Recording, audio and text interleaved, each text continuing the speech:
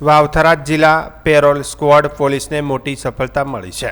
Gujarat Rajasthan border નજીક આવેલા વાવથરા જિલ્લાના વાતળાવ ચેકપોસ્ટ પરથી વિદેશી દારૂની હેરાફેરી કરતો એક બુટલેગર ઝડપી પાડવામાં આવ્યો છે।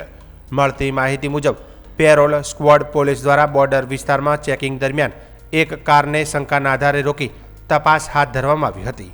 તપાસ દરમિયાન કારના બમ્પર પાછળ ચોરખાનું બનાવવામાં આવ્યું હોવાનું સામે આવ્યું હતું।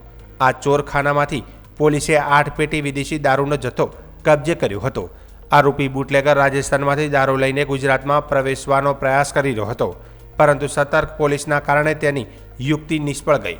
બુટલેગરો દ્વારા દારૂની હેરાફેરી માટે અવનવા કિમિયા અપનાવવામાં આવતા હોય છે, ત્યારે પોલીસ પણ હવે વધુ સક્રિય બની આવી ગેરકાયદેસર પ્રવૃત્તિઓ પર લગામ લગાવવા મેદાનમાં ઉતરી છે।